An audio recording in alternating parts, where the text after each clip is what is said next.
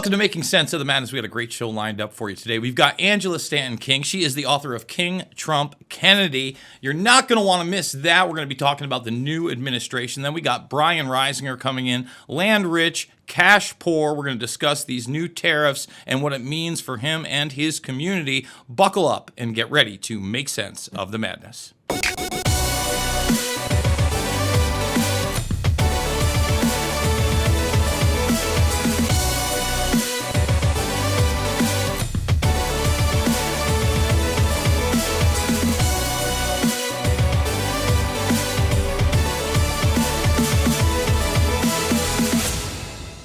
And we are back. We are now joined by Angela Stanton-King. Thank you so much for being with us. So before we get into the new administration, you are a senior advisor to RFK Jr. Certainly want to get into that.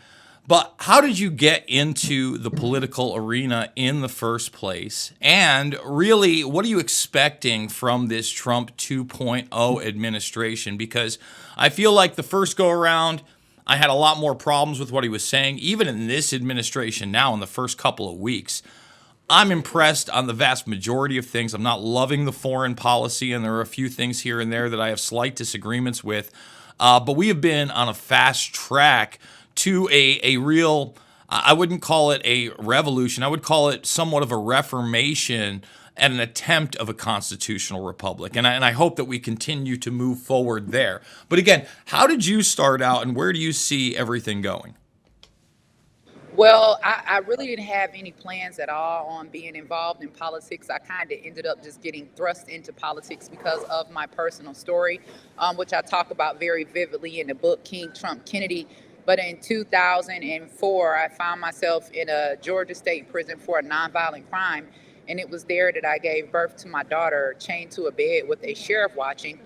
And then 6 months, she was taken right out of my arms at 24 hours old.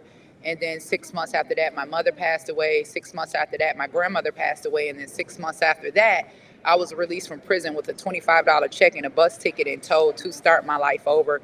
So my personal story and my road to redemption happened prior to President Trump getting in office. When President Trump got in office, he was very close with my godmother, Alveda King. Alveda is someone who I met. You hear that? Okay. Alveda is someone who I met when I first got out of prison, looking for shelter. Me and my children had nowhere to go. And so we went to a women and children crisis center, and that's where she worked. And she ended up giving me a job, hiring me that first day, helping me and my children get on our feet. So for 20 years, I worked with Alveda and the King family solely on community restoration. And then in 2016, Trump runs for office. Alveda already has a prior relationship with Trump and his family. I believe Alveda and Don Jr.'s mother was very close. And so one of Trump's initiatives was criminal justice reform. And Alveda had been very active in my life and helping me to reform since my release. And she asked me if I would go in and if I would speak to Trump and tell Trump my story.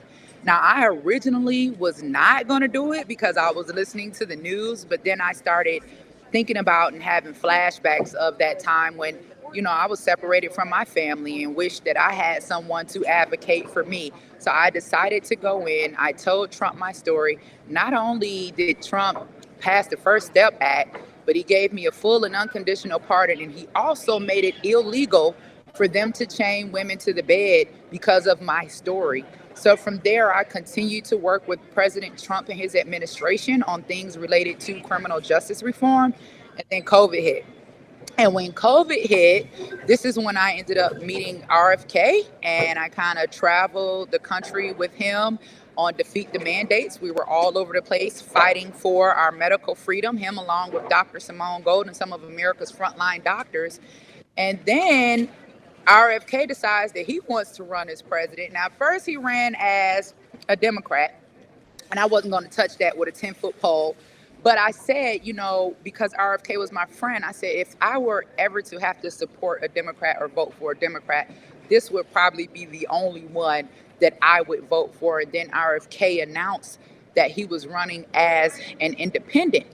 And I thought that this would be the perfect opportunity to to bring unity and healing to our country. Because in that moment, I was really afraid. There were a lot of talks that Michelle Obama was going to run against Trump. And so I'm like, hey, if Michelle Obama runs, we are going to need a Trump Kennedy unity ticket. So I, from the very beginning, already had in my mind, I didn't know how God was going to do it, but I knew that I was going to play a role in bringing those two together. And I caught a lot of flack, being someone who had gotten a pardon from President Trump, going to work for RFK's independent campaign. But it made me realize that we should all be people over party. We should all want what's best for this country, and we should all be working together to move this country forward. So I was a part of the forming of the Unity Party. That's why the name of the book is King, Trump, Kennedy, Rescued by King, Pardoned by Trump, Positioned by Kennedy. And it just talks about the most unlikely of alliances coming together to fight for what's best for this country. And I think that that's where we all are now. I think that America and Americans are ready to move forward. I mean, all of this divisiveness that's been going back and forth. One of the things that I learned working on the Kennedy campaign as an independent, because there were often times that I was the only pro-life voice at the table and they were pro-choice. I realized that we didn't have to agree, right, in order to come up with a solution. And so we ended up creating the More Choices, More Life policy, which we know has skyrocketed. And I can't wait until Kennedy is confirmed on tomorrow so that we can see these measures put in place. But the book is just a wonderful read. It tells you about my life story, and it talks about my work with these three legacies, these families that have all fought for our freedom, and all, you know, they've all, you know, the Kennedys were assassinated, the Kings were assassinated. They tried to take out Trump. So it's just a wonderful, wonderful, true story that I wanted to have in black and white after seeing what our country experienced with censorship, with the way that they've taken over the internet, with the way that they've, you know, gone into Google and changed the definitions of men and women. And, you know, I just wanted to put my story in black and white so it's always there. So 100 years from now, when they try to paint this picture of Trump and RFK being some kind of racist, there'll be this book by this little black girl, Angela Stanton-King, that, you know, made her way from prison all the way to the palace and just tells the real story about people who were fighting to help Americans and to save this country. So let's hit on a few things that you said there. You know, when we talk about prison reform, we talk about, you know, criminal justice, et cetera. One of the things that, you know, I'm not a big Kardashian fan. I've never seen an episode. But one of the things that Trump did was work with Kim Kardashian in those arenas, and people ignored that. They continued to try to portray him as a racist. And you talked about RFK Jr. For me, I would have loved to see him be on the Democratic ticket, because really, I feel like one of the reasons they didn't want him there is, number one, they didn't want any kind of debates. They just kind of wanted to install whoever they wanted. But they also didn't want to run the risk of having somebody come in and totally upend the party, much like Trump did. He completely changed the Republican Party. And the truth of the matter is, if you really look at his policies, they do resemble 90s liberal, quote unquote, Democratic policies in many ways. Maybe not the fiscal stuff, but a lot of the social stuff is there. And I would have loved to see a debate between Trump and Kennedy. It's one of the things I pushed for. Trump, of course, smart guy, didn't do that. When you started to see them together before there was an announcement, say at the Libertarian National Convention, talking about those type of things, you saw that overlap, right? Both of them going for the independent vote. And, you know, originally, I would say, yeah, I would have loved to see that ticket of president, vice president, but really kind of ingenious, putting him at the head of Health and Human Services. Well, Kennedy is a very, very intelligent man. And one point I want to make, though, there were a lot of black people that worked with President Trump on criminal justice reform. Unfortunately, Kim Kardashian gets the credit just because I guess she was the celebrity and she showed up to take the pictures.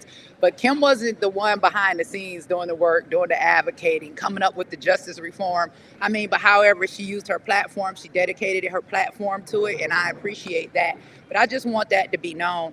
The next thing that I want to say when it comes to President Trump and RFK, they were really truly at odds. Like, I didn't see it, I lived it. These were two men that I loved. For me, it was kind of like your parents getting a divorce, right? You love your mom, you love your dad, you can't pick between the two. And it's like, pressuring a child to pick, which parent they love the most. So for me, I lived it and I lived through the attacks, but I knew that we would be a much better force together. A lot of people don't know that Kennedy and Trump had real beef. Like, Kennedy sued Trump quite a few times and he won. And Kennedy's not afraid of Trump, and Trump is not afraid of Kennedy. But to see the two of them come together, to me, it meant a lot because it showed that we as Americans, we need to set our differences aside and we need to come together. The coming together of those two showed that we're ready to get past the divisiveness, right? And come up with solutions to push this country forward. I would have loved to see RFK on a Democrat ticket, just like you, right? That would have been crazy. I probably would have never been forgiven by the Republicans had that happened. But I think it turned out the way that it should have turned out. And we're a much better force now, all being united. That's one of the, and I'm an independent now because of RFK, and I'm an independent because I want to put people over party, right? Like right now, there's a whole Twitter war going on, right? You've got black conservatives and white conservatives going back and forth with each other in regards to Kendrick Lamar's, football performance. I mean, it's just Serena Williams, Crip Walk. Like, it's just always something where eventually I really wish we could get rid of the two-party system and be one party and just do what's best for America and American citizens. That's what I wish, because I think that somewhere along the line we've lost our way in all of the fighting, and we focus more on fighting each other than on helping the American people, and that has to stop. Well, I'm not your enemy because we don't agree, well, right? I I totally agree with my kids a lot of times, or my parents, right? But we're not enemies. First of all, I'm for more discussion. I've never signed on the dotted line for the Democrats or the Republicans. I've been politically homeless for 20 plus years. I think that I'm going to have Cornell West on tomorrow. I'm really looking forward to that because Awesome. yeah, I've watched Cornell really. I'm 45 years old for 30 plus years. I remember watching him on Politically Incorrect when it was on Comedy Central, right? So. Right. I want more discussion. I'd love to get Michael Moore on the program, right? I think that you've got to have these discussions if you really want to have true free speech. And Right. one of the things that I like about what you were saying about RFK and Trump and them being at odds is it also resembles a true return to a meritocracy. Like, they don't Yes. necessarily have to love one another, but they respect each other enough to know, hey, you did get some wins over me. I'm not going to ostracize you for it. I'm not going to demonize you for it. I'm actually going to respect you for it and say, hey, this is somebody I want on the team. Because I know that he's not only going to challenge the most powerful, but he can also win. We got to take a quick break. We're going to come back. Angela Stanton-King is our guest. More making sense of the madness after this.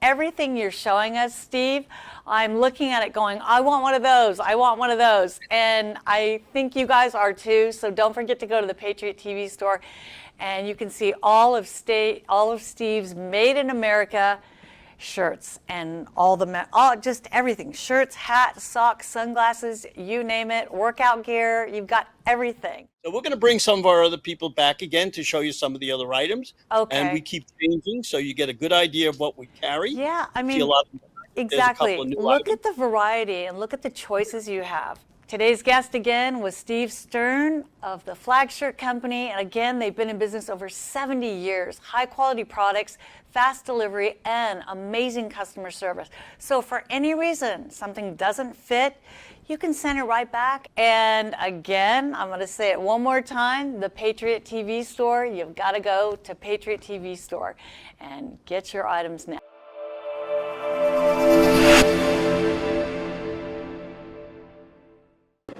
And we are back.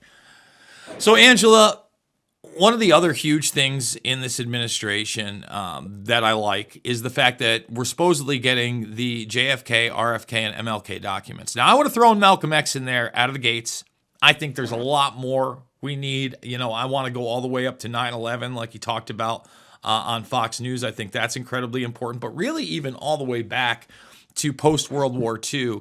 I'm a big fan of Annie Jacobson and her work. In 2013, when she wrote Operation Paperclip, which is on the program to bring the Nazis in, they're part of NASA, they're part of the CIA, they're part of the whole intelligence apparatus. At that time, there were still 500 million documents classified on that. Let's get those out there too. But the assassinations. It just broke yesterday that magically the FBI found 2,000 documents previously supposedly never found and not used by the Warren Commission. I don't know that I believe that. I think it's a plausible deniability circle that they're trying to get out there, out in front of it. What are you expecting with these documents? Because I don't think it's going to outright convict these people of murder, but it's going to show a lot of the nefarious activity and the directions and connections in which the real investigations went. Well, personally, it's a little bit different because of my direct connection to the families. I think that us as a regular American citizens, when we hear about the release of these files, we're excited because we want to read them. We want to know what happens. But I don't think that we take time to consider the families and what they have to go through. I know Bernice King had put up a post and asked if her and her family could review the files before they were released to the public. And I feel as though that's a request that should have been honored. When the family has to read these things and watch these things, they have to live through that pain all over again. And it may not impact us as American citizens, but it certainly impacts those families. The King family lost not only Martin. A.D. King was mysteriously murdered. The grandmother was shot dead playing the piano at Ebenezer Baptist Church. A crazed gunman ran in off of the street. The Kennedys, can you imagine what they go through when they read this stuff? And then I'm just like you, like, how much of it can we believe? Because, I got offended. I read a couple of the first few pages, and when it came to Martin Luther King, they're trying to create this narrative that he was a Marxist and that he was tied to communism. And to me, I feel as though that's disrespectful because out of every, I want to say, civil rights leader that we've had that has fought for us, Martin Luther King has always been known for his peaceful protests. His peaceful protests are totally opposite of what we know Marxism to be, of what we saw with BLM and Antifa. Not only that, Martin was attacked by people in his own community because he would not get violent. He would not fight back. The King Center right now to this day leads on nonviolence. That's what they teach, nonviolence. There is a better way. We do not have to be violent. So for me, to see certain conservatives with huge platforms take to their platforms to totally, degrade this man or try to assassinate his character, then I have to ask myself, as a Black woman outside of just the family, like, who do they want our children to look up to? Like, what heroes are they gonna have? Like, you destroy Martin Luther King, who do you want to be his hero? And let me just say this. Red? Like, what are we doing? For my generation, I remember when it was controversial that he even had a day, right? He didn't even have a day when we were a kid, and that was even before Black History Month. And, Right. What I always say is, those who want to hijack it on either side with quote unquote identity politics, this is a guy that literally said we should judge each other on the content of our character and not the color of our skin. And that message alone is just so important, especially if you are going to break those political barriers and walk up to somebody that you politically disagree with that may not look like you. That is just such an important thing. Go ahead. And not only that, we have to remember this man lost his life. Okay, fighting for our freedom. It's just it is the ultimate disrespect. So overall, when it comes to the files, I don't think I'll read them myself personally because I don't want to be traumatized and it's just too much stuff going on. But I hope that people can find the answers that they're looking for. And then back to what you said again, Jason, how much of it can we actually believe? Well, Because that's my the big people that wrote the files are the same people that they're saying conspired to murder him. So I don't know what to believe. Well, even with the internet zeitgeist, right? Like any of the stuff that they said have come out, nothing's come out that's new. You know, I'm the first one that'll know when it is. Trust me, when the .gov site posts it, and all of a sudden, you know, you can get access to it, we'll start talking. But I think there already are narratives at play.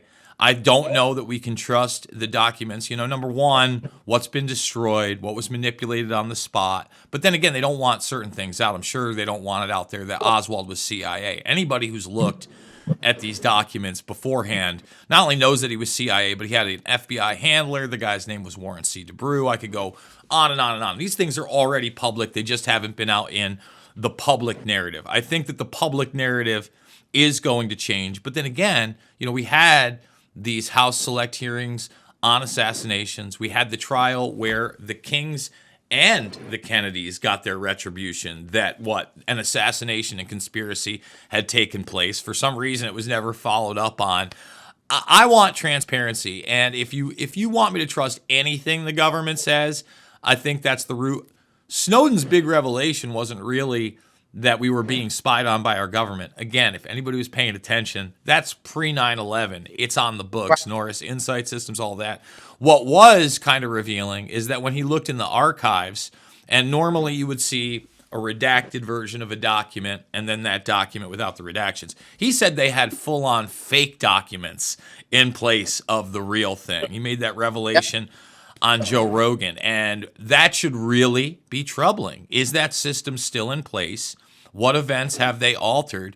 And we've only really seen through a keyhole of modern day history. That's why 9/11 is so important to me, because our entire foreign and domestic policy since then has been based on the narrative they sold us on that event. And that's the surveillance state. That's the imperialism in the Middle East. That's the drone warfare. That's the coming AI. That's the biometrics. I could go on and on and on. What do you expect from this administration in these final moments of the segment? Man, What do you think's coming? For a wild ride. You know, I rode with Trump the first 4 years, and it was crazy. I'm just excited to see, because Trump's got balls of steels, but so does RFK, right? So and so does Tulsi Gabbard. Okay, so I am just really excited about. So does Kash Patel, and so does Elon. With all of this stuff that we're seeing taking place right now with DOJ, with the and everything that they're uncovering, right, with $59 million going to luxury hotels for illegal immigrants, and then here I am, Auntie Angie, trying to provide housing for Black women, any women that find themselves pregnant and need somewhere to go, and we can't get the support that we need. I'm just excited to see them overturn it all. Like, I feel like, I don't know, I'm 45 years old. I've been living in this country for quite some time. And there are some things that need to change in it. And if we as a country have been doing things the same way for 40 or 50 years and we haven't gotten the results that we're looking for, then I feel as though maybe we're going about it the wrong way. That's what I believe. So I think that a lot of exciting stuff is going to happen. I'm really excited about finding out what they're going to do next. Like, I just think there's no stopping these guys. And I think that now is the time to change things around. You'll never get another administration like this. This is like Return of the Avengers, right? Like, who in the heck goes and gets RFK, Elon Musk, Tulsi Gabbard, and then they bring their teams with them too. So you don't just get RFK, you get Angela Stanton-King, I'm a warrior. You know what I'm saying? We are ready. We want to protect our children. We want to protect our country. And we want to be healthy. RFK is the glue that brings us all together, believe it or not. When we were at RFK's Senate hearing, I saw how, I was right behind him, and I saw how Elizabeth Warren and Senator Warnock and all of these people were attacking him. And RFK said, you know what's crazy? He said, when I was a Democrat, you guys all agreed with my positions. You were all my friends. You agreed with everything I said. And now, simply because I've joined forces with Trump, you guys are opposing everything and trying to make me look as if I'm some type of conspiracy theorist. And we've seen this happen time and time again. He's absolutely correct. It's just time to get over the Trump side, the red side, the blue side. Let's do what's best for the American people. Who doesn't want to be healthy? Well, let me just say this.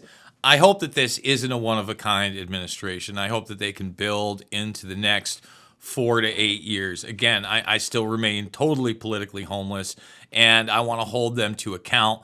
RFK Jr., although great, not perfect. Same thing with Tulsi. I couldn't have picked two better picks. But again, I've seen what they've said publicly. Like, when I look at RFK Jr., not only on the assassination stuff, but the COVID 1984 stuff, there's nobody better. Elon says a lot of great things. He's still the number one defense contractor, and free speech is a very low bar. You're still algorithmically suppressed on X if they want Oh, you to I be. Yeah, yeah, and still haven't exactly. gotten my account back, Elon, if you're watching. So, Right. I think we need to remain vocal, and we want to get better in all these regards. Now, step one is getting someone like RFK Jr. in there. I want to see these ads for these pharmaceuticals off of television. And quite frankly, not just off of television, but the web is just as big. So they're not allowed to be used on YouTube and these type of things. It should be you and your doctor. That's what these medications really should be for, not brainwash advertising and no financial incentive. I want to see the poisons out of our food, but not just our food, our water, our air. Our There's, air, yes. you know, Yes, and what I like to see, because the infant mortality death rate in Georgia right now is number one. We're ground zero. There's also a maternal health crisis. But why are all of these babies passing away? Why is America now number one for the infant mortality death rate? Does it have something to do with the number of vaccinations that they're receiving within the first 24 hours that they have been born into this world? One of the things that Senator Ron Paul said that was awesome during the confirmation hearing, he says, hey, look, it's not even that we're against vaccines. He said that my baby, when she was born, you all gave her a hepatitis B shot on day one. You can only get hepatitis B through sexual transmission. She's not having sex. So what we're saying is, can we hold off? We're not saying, no, don't give it to them. But do we have to give a newborn baby a hepatitis B shot? Is there some type of correlation? Have we been looking at the science? Because if we've been, and I don't even know what the hell science is, because let the Democrats tell it, science is a man as a woman now, and a man can have a baby. So I'm going back to common sense. And common sense told me the reason why I'm not vaccinated is because I just knew that they didn't have enough time to create it. Not only did they not have enough time to create it, they didn't have enough time to do trial and error. Like, you can't create a vaccine in 2 weeks and then give it to the whole world. We were the experiment. well, When did they have time to try it and test it? Well, again, if you really look at, and one of the things I liked about RFK Jr. is that he talked about the fact that, this was run by the military. If you were really watching it, it actually started in 2013 with DARPA's partnering with Moderna. And they did the whole mRNA project together. Operation Warp Speed was really the final lap. And by the way, Musk printed up those shots. Tesla partnered with CureVac, and the vast majority of those things that went out, he made a pretty penny on that. Another reason to be skeptical and hold these people to account. But again, I'm hoping he gets in there and things start changing rapidly. AngelaStantonKing.com is where you can find everything Angela Stanton-King. Angela, what would you like to close out with, and how can they get the book and support you? Wow, everybody, you can find all of my books on Amazon. The number one book that you need to go get today is King Trump Kennedy. It is available in audio as well. But do me a favor, everybody. Head over to AuntieAngie'sHouse.org. We are in need of support. We had a very generous donation from Nicole Shanahan, but it wasn't enough. We've got a brand new 4-unit apartment complex that we're renovating for mothers and children to have a place to go. So we need the help of our community. Please go visit the website, see how you can get involved. If you can donate monetarily, if you could donate your time. We take Pampers, clothes, everything. Let's begin to value life in this country, and we will see things turn around. Also, you guys can find me on X, the Auntie Angie, and on Instagram, the Angie Stanton. Jason, it's been an honor. I'm getting ready to go catch my flight, because guess what? I've got a birthday coming up in a couple of days, and I'm going on vacation. But I love you guys, and I'll come back anytime. All right, Angela, thank you so much, and happy birthday. We're going to take a quick break, and we'll be back with more Making Sense of the Madness after this.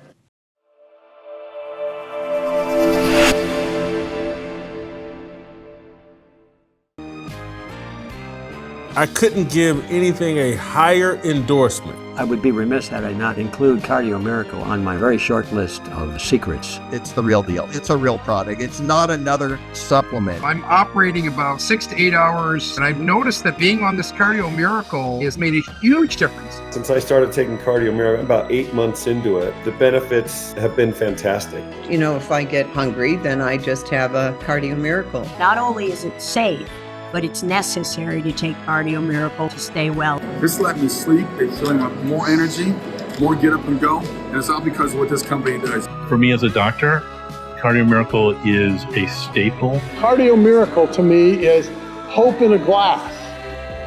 To try Cardio Miracle for yourself and get a special fan discount, go to the host page right now and click the link for Cardio Miracle.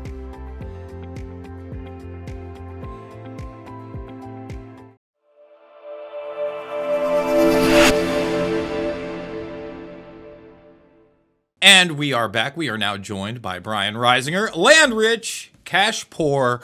We're a little more than 2 weeks deep in Trump 2.0. Tariff Town USA seems to be hitting the globe. Some of them been pushed back, some of the big ones, Canada, Mexico.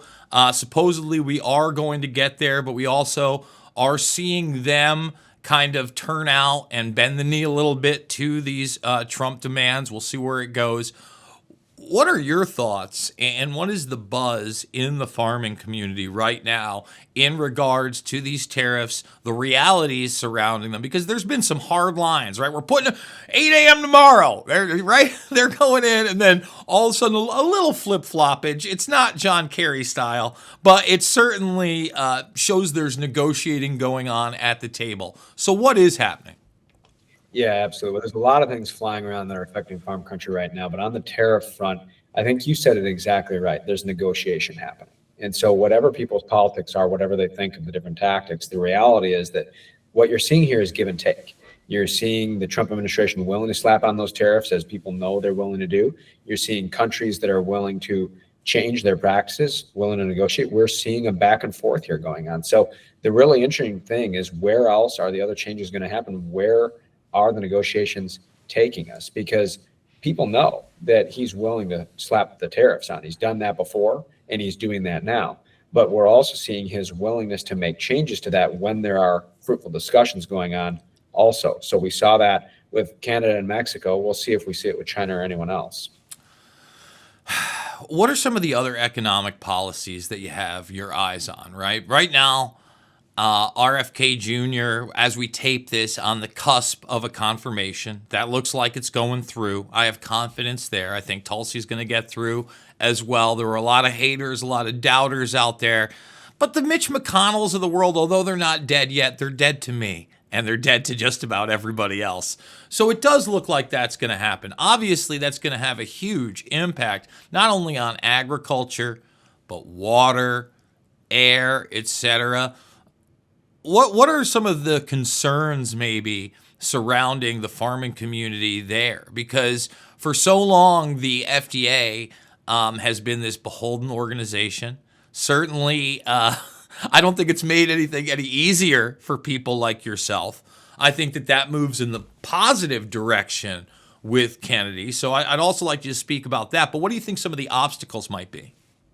Yeah, some of the challenges and the obstacles are, what's going to happen to this agenda as it's worked through. The devil's always in the details. But more specifically, there would be a wrong way to do a transition like this and then a right way.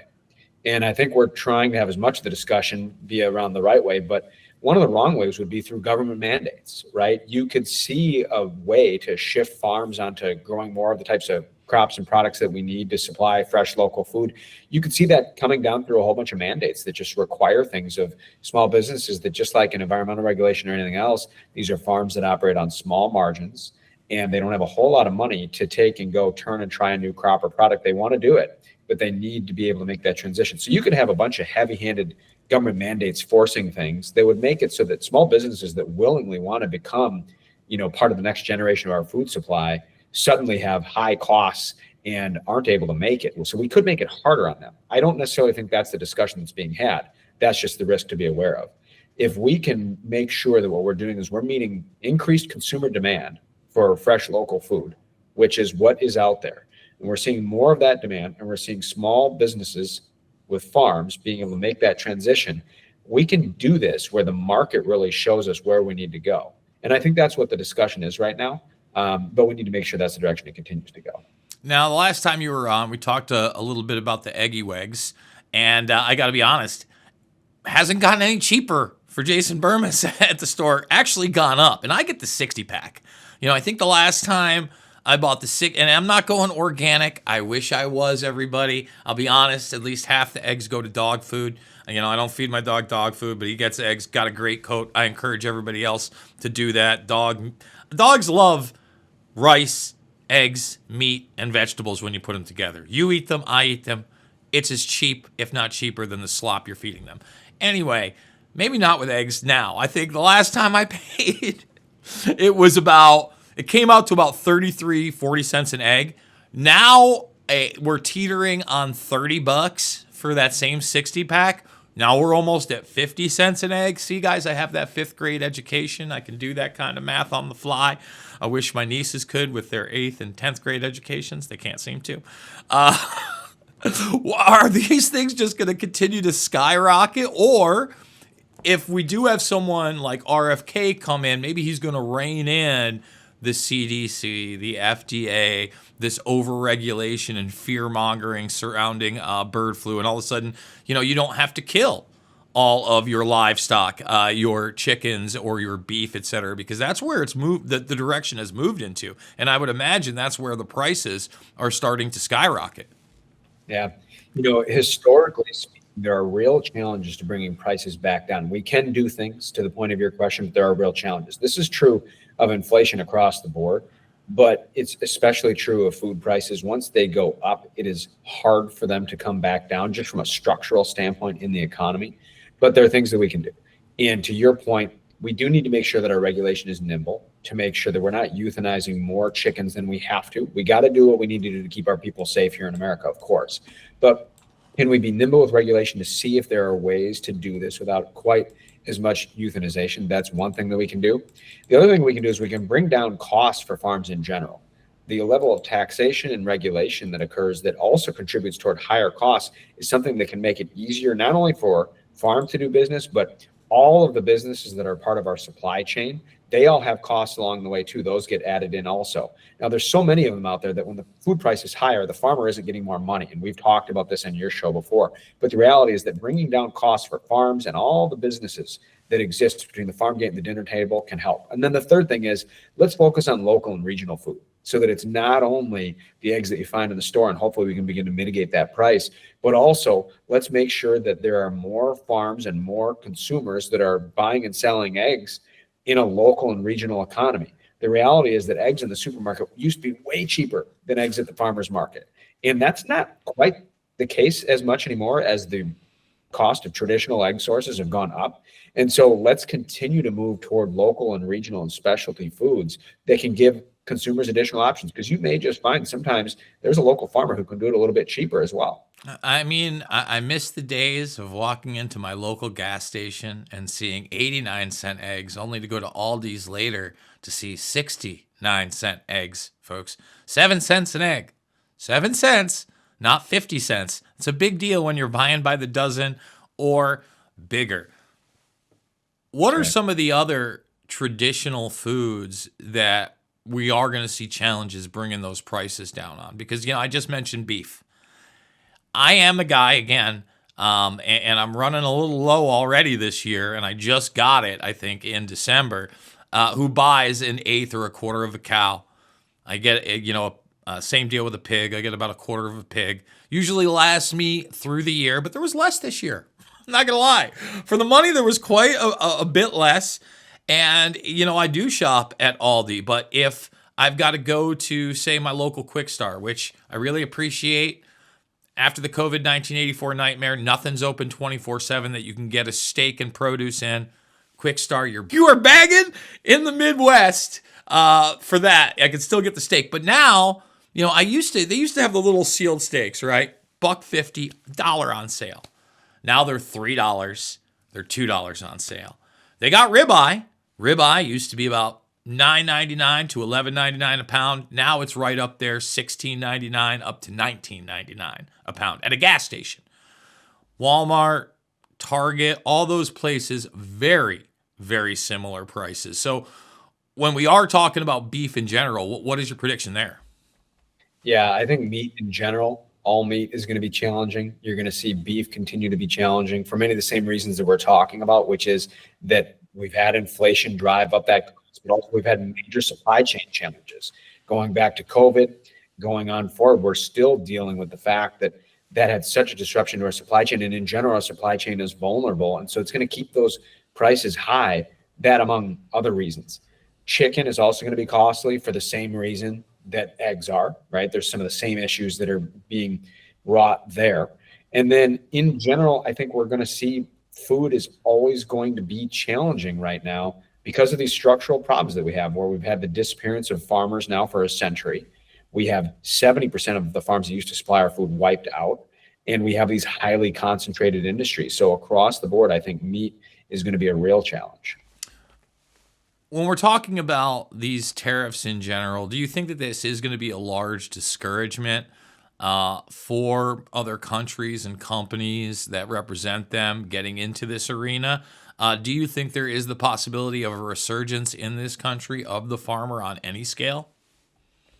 I think that there is, if we can pair fairer markets internationally with fairer markets domestically and re-inject innovation into American agriculture. So we're talking about many of those things. But on the tariff and trade front, if we're drawing a hard line to make sure that unfair trade partners are being brought into line while also boldly selling America across the globe, we can have a world where farmers can, those who need to sell internationally, can be doing it into fair markets and don't have to have their prices plummet because of trade challenges. So the unfair trade imbalances that are holding them back right now, or because of trade getting shut down completely by the issues that we're seeing with other countries reacting to our tariffs. So if we can draw a hard line and use our leverage with tariffs, but also be opening up new markets to our farmers, that's one piece of this puzzle.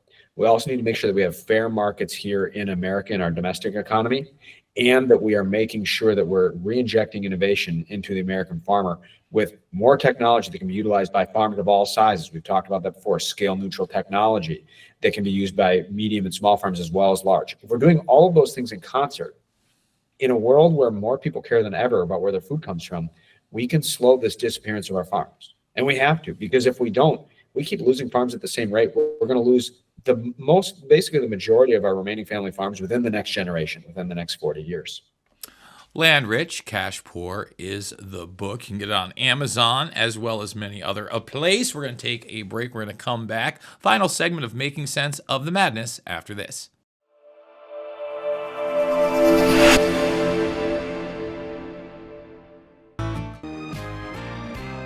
I couldn't give anything a higher endorsement. I would be remiss had I not include Cardio Miracle on my very short list of secrets. It's the real deal. It's a real product. It's not another supplement. I'm operating about 6 to 8 hours, and I've noticed that being on this Cardio Miracle has made a huge difference. Since I started taking Cardio Miracle, about 8 months into it, the benefits have been fantastic. You know, if I get hungry, then I just have a Cardio Miracle. Not only is it safe, but it's necessary to take Cardio Miracle to stay well. This let me sleep. It's feeling like more energy, more get up and go. And it's all because of what this company does. For me as a doctor, Cardio Miracle is a staple. Cardio Miracle to me is hope in a glass. To try Cardio Miracle for yourself and get a special fan discount, go to the host page right now and click the link for Cardio Miracle.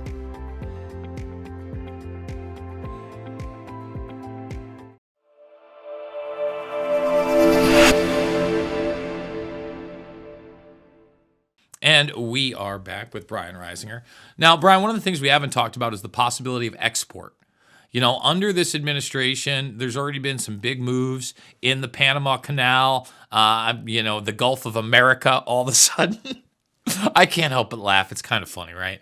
But again, it does seem like there is a shift in the narrative, the attitude, and I don't love the fake it till you make it, but this isn't really faking it, right? This is more like planting a flag down, making some declarations, and trying to move things, I think, in a positive direction. Do you think there'll be opportunities for farmers for more exports under this administration? And if so, what are those opportunities? And are they going to be a change in the type of crop that they're going to have to grow? Because I would imagine, and we've talked about this, even the decriminalization or legalization of marijuana in this country in so many states may allow that to be an export to other nation states as some type of a commercial product as you get more mainstreamers, entering that arena. We still don't have a federal decriminalization, but under this administration, we could wake up one morning and all of a sudden that could be a reality as well. Are there other crops? What are the exports look like? What are you thinking? Yeah, we do need to have exports be there as a supplement to our farms. So farms want to be supplying American food first and foremost, but they do need to be able to sell excess crops and products across the globe. My hope is that what we're seeing here is not just the tough stance being brought to bear and the negotiations with those countries where we're drawing that tough stance, but that there's also negotiations with dozens of other countries. There's more and more places that we can open up more trade deals, doing it individually with each country one at a time with each product, because that allows us to have a deal that is more favorable to the American farmer rather than having these big deals that have massive trade-offs. If we can do that, I do think that there's room for all kinds of new crops and products. We got blueberry and asparagus farmers in Michigan who currently face unfair trade practices from countries that import blueberries and asparagus here, but don't let us do the same to the same degree around the year, things like that. And then the other thing is when you talk about things like marijuana, et cetera, if something like that were done, there's a whole range of crops that are adjacent to that, like hemp. And right now, hemp is highly regulated and limited because it's a kind of a related product to marijuana. It really isn't marijuana, right? It's used for ropes and clothing and textiles. But because it's part of the same kind of class of substance to a degree, it is very tightly regulated. There hasn't really been a market that's been able to build. So we could have a greater domestic and international market for crops like hemp if there were some of these changes that were made. What are your thoughts on our neighbors to the north? We talked about how that tariff has been postponed, but really, we do have some exports there. When you look at the size of the United States comparatively, we're ginormous. What are they, about 60 million people? We laugh at that. We're 5 to 6 times as large. A lot of people don't let that play in. Now you get to Mexico and South America, it starts to be a very, very different ball game, and you start having that general populace. So when you look at those two, border nation states, what do you really see in reality? Which one is the economic threat and which one is the economic opportunity? I would imagine there are both with each of them, but as far as economic opportunities, the sheer numbers say Mexico, South America, don't they?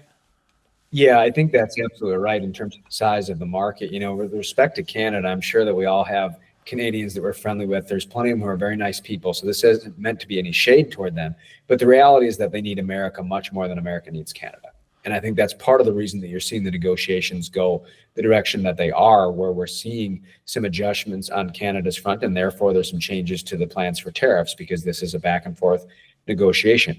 Mexico, you're also seeing some changes there, and I think that's a good thing. I think seeing their government work with our government to try to solve some problems, that's a sign that they want to continue to negotiate. So that's good as well. But the reality is that Mexico and the rest of Latin America, to your point, is a much larger market. It's much more sensitive. And here's the other thing. There's a lot of food that comes in from those parts of the country that in some cases may not be produced here in America. So we want to be producing as much food here in America of our own as we can, but the types of foods that we can't get that need to be brought up through South America, et cetera, like bananas and other things, those kinds of foods are ultimately needed to a degree. Now, it's out of whack, right? We're importing 42.5 billion more in agricultural food products than we are exporting. We need to deal with that trade deficit. It doesn't need to be as much of that. We can raise our beef here. We can raise our tomatoes here, right? But, bananas, kiwi, those kinds of things need to be imported. So it gets a little more complicated with Mexico and Latin America. But the reality is that we can grow more of our own food and still have good, robust trade in fair markets across the globe if we balance all these things. And you just mentioned the imports. I don't see, when I go to that meat aisle, a product of Canada. I often do see a product of Mexico when we are talking about beef, pork, etc. And it really wasn't that way 15, 20 years ago. You did start seeing it more and more 15 years ago, but now it is the norm. And I would like to see that move in the opposite direction. You know, early on in this interview, you kind of talked about, hey, you know, we are still going to need some type of government subsidies, support, etc. What investments are you making right now as a farmer and suggesting others make that you think are going to be positive investments in this administration and really have a return on investment? Not so much something that you're going to be forced into, which I know that many a farmer has been forced into equipment, whether it be, to mitigate quote unquote pollution, livestock, produce, etc. I'm hoping, again, some of these regulations are pulled back. I don't want food that's less safe, but let's be honest, a lot of this stuff is a money grab, and we're finding that out more and more. But what are the positive investments that can be made right now? Yeah, absolutely. The hope is that subsidies and other things can be drawn down and adjusted so that more of the market can dictate these kinds of things. I think that, when I talk with, my dad and my sister who's working to take over the farm, we're always looking at what are those additional crops and products we can do that might fit into the specialty food market, for example. And so the hope is that more farms can be shifting toward growing fresh local food and also specialty foods. What I mean by specialty foods, different types of specialty wheat like Turkish red wheat, spelt. These are the types of foods that, these are ancient grains that were once used as food products in this country. And we really kind of moved away from it as we moved into highly processed, overly processed food. The hope is that we could begin to move toward more of this naturally grown food, more seasonal food also, because that's one of the trade-offs that the American public has to be ready for. If we want to move toward knowing where more of your food comes from, it does mean that you can't have every single type of food every single time of the year. It means seasonality. So sometimes blueberries are in season, sometimes peaches are in season, and it depends upon part of the country as well. But hopefully we can begin to see a lot of traditional farmers that have been growing, traditional row crops also being able to move into some of these specialty products that can be grown as part of people wanting to know where their food comes from more than ever.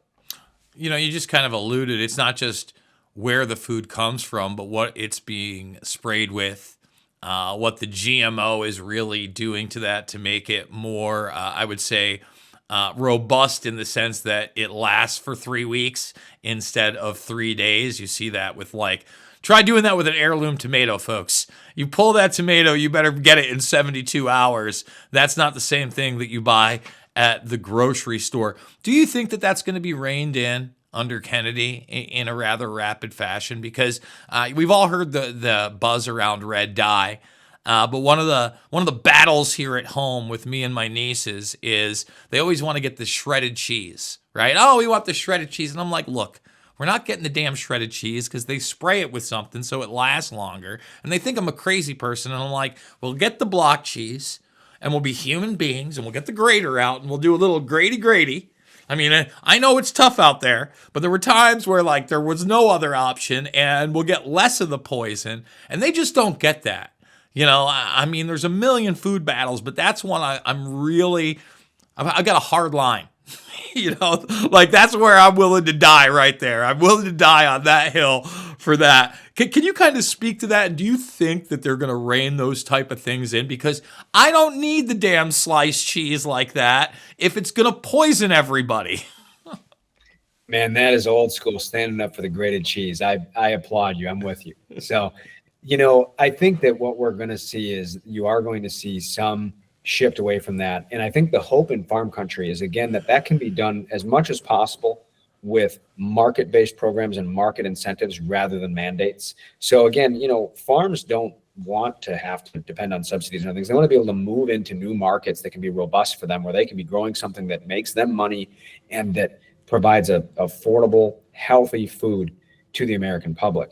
And so the real thing is, can we make that transition without having major mandates that suddenly increase the cost for farmers? And that's the thing to balance. And so we're in this opportunity zone where people care more than ever where their food comes from, and we want to move in that direction.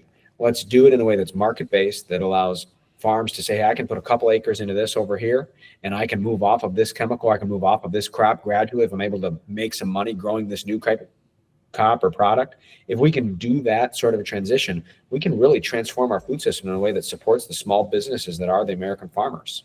Brian Reisinger, a pleasure as always. Land Rich, Cash Poor. You can get it over on Amazon right now. My Family's Hope and the Untold History of the Disappearing American Farmer. You know the drill with this guy. It is not about left or right. Certainly not this issue, especially when we're talking about our food, our health, our water, our air. I really do hope we get a change with this administration that benefits everybody. I absolutely love you guys, and we will see you on the flip side. What do a